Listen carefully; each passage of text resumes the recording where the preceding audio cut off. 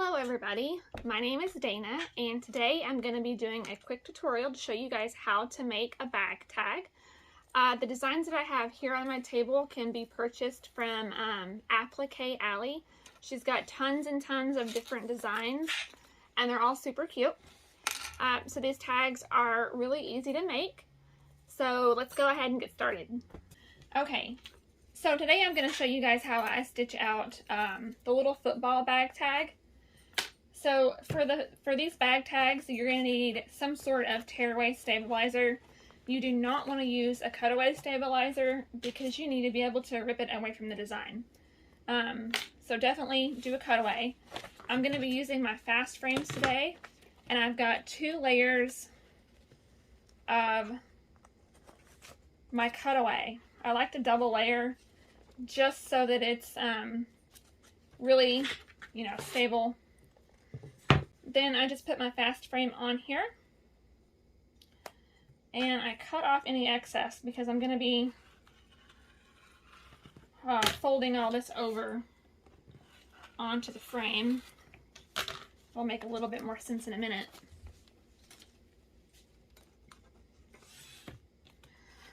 So just I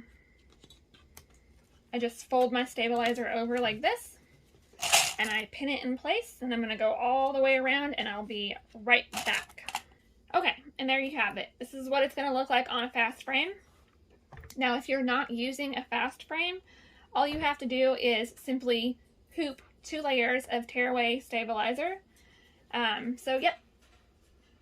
Okay, so now that everything's hooped, let's go over the other materials that we're going to need. So for the back of the bag tag, I like to use either felt sheets. Make sure you're getting the felt that's a little bit stiffer. You can buy felt almost anywhere. Or I also like to use foam sheets. They come in glitter or just solid plain colors. I like to add a little bit of sparkle on some of the bag tags, so that's a lot of fun. You're also going to need some sort of fabric. You can get really fun and creative with the fabrics that you choose. And you're going to need heat and bond, because you're going to put the heat and bond on the back of your fabric. And I'm going to go ahead and get everything cut out, and then I'll show you guys how I do that. Okay, so I got my fabric cut out, and I've got my heat and bond cut out. So what you're going to do is you're going to take your fabric, and you are going to put the wrong side facing you. Now the heat and bond has a paper side that's nice and smooth, and then it has a shiny rough side.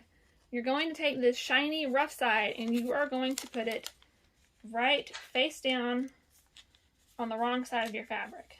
Then you're going to take it over to your iron and you're going to iron the paper backing. Okay, I figured why not just show you guys how this is done. Okay.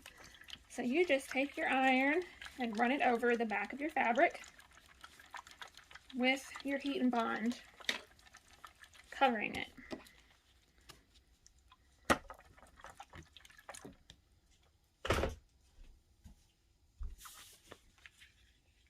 And then you just need to find an area to peel, and then you peel the paper backing away. And then you're left with a shiny backing. Okay, let's go ahead and do the other one. Right click. Rough side, face down on the wrong side of your fabric. Hit it with the iron.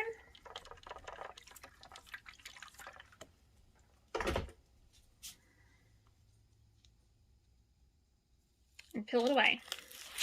Super easy. So the first stitch is the placement stitch.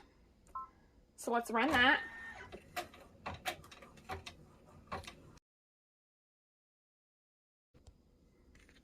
Okay, now we are going to put our fabric down, the background fabric, and you're going to need to spray the back of this fabric with some sort of spray adhesive. This is what I've been using and it's working quite well.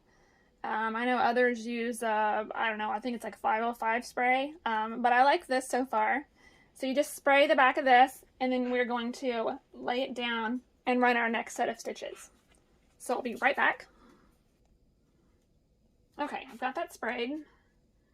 I'm just going to place this over my stitches, making sure everything is covered. And then you're just going to press it down just a little bit, smooth it out. You just don't want this fabric shifting while you're stitching. So go ahead, run the next set of stitches. The hoop off the machine because we need to cut this extra fabric off, and I'll show you how I do that.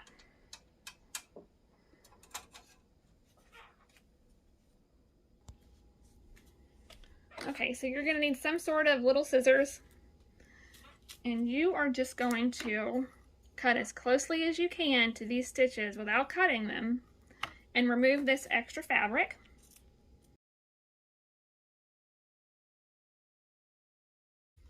And this is what it's going to look like. Now we're going to put it back on the machine. Okay, now we are going to be running the placement stitch for the football.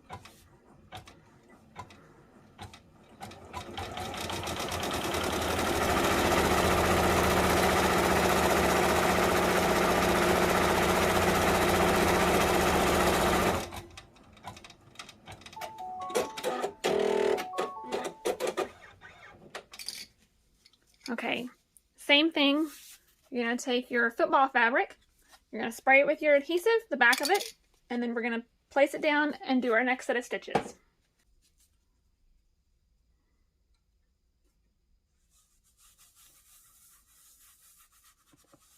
Alright, smooth that down.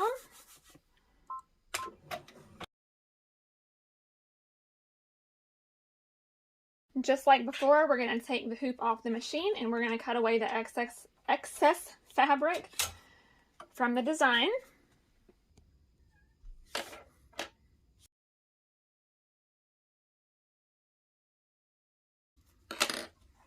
Okay, you're left with this.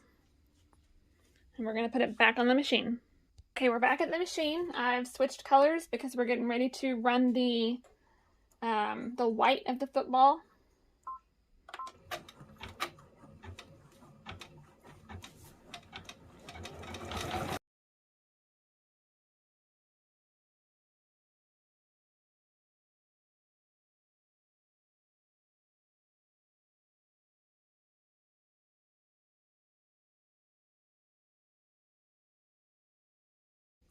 Okay, so the next step is the satin stitch for the football. So I'll need to change colors right quick.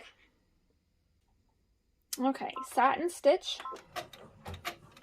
I'm not going to show all this stitch out, so I'll let it stitch and we'll be back. Okay, so the satin stitch is done for the football. Now I'm going to stitch the name out. So I've switched to a blue thread. And I'm going to go ahead and stitch the name.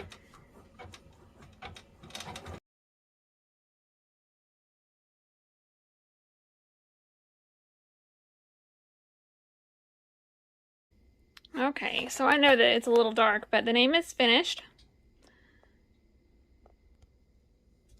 Okay, so now we need to take the hoop off the machine because now it's time to prepare the backing. We've got to get the backing on the hoop. Okay, so now that we're in some better light, I just want to show you what it looks like so far. And now we're going to go ahead and get the backing ready. Okay, so I've gone ahead and cut a piece of craft foam from my sheet.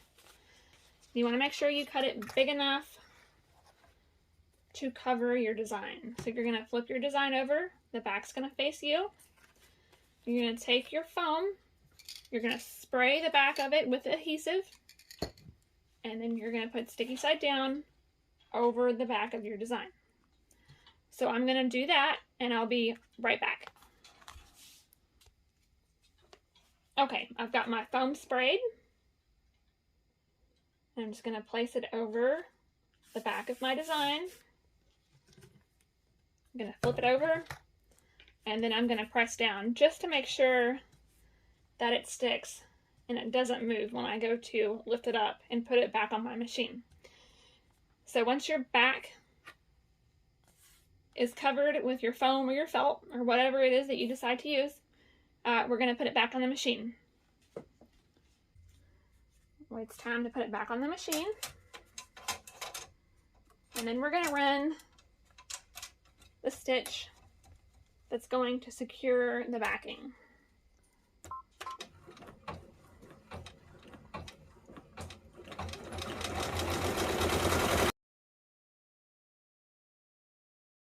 Once that's finished, we've got to remove the hoop again, and then we're going to cut away the foam. Okay, now we're going to do just like before. We're going to cut away the foam and get as close as we can without cutting through the stitches. And I promise you guys, we are almost done with our bag tag.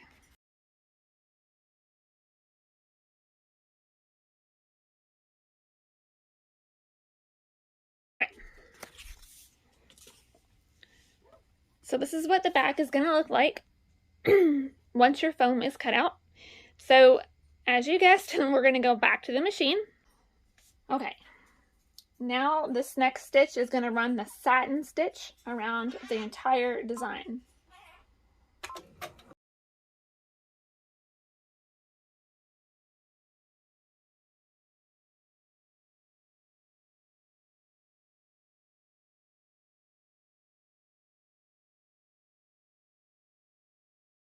Okay, now we're going to embroider the little circle that's going to hold your key ring. Now, some people use scissors to cut this out. I do not use scissors. I use a crocodile, and I don't use that until the very end, until it's finished and I've taken off the hoop completely. But I'll show you guys how I do that.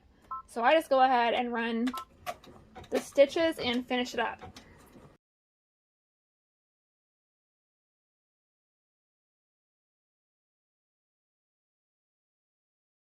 Alright, now we can take it off the machine and we are done stitching. Yay! Okay, we're all finished. We can take it off the hoop.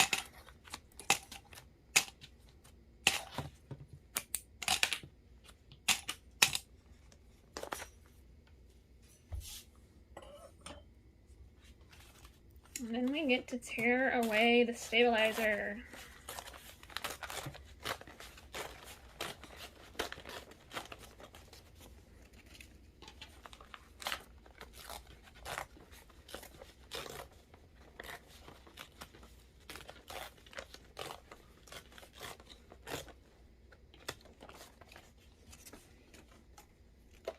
Okay, so I mentioned that I don't use scissors, but instead I use a crocodile, and it looks like this. And it's got a really cool little hole punch. So I just make sure I line up the hole punch as perfectly as I can right in the middle.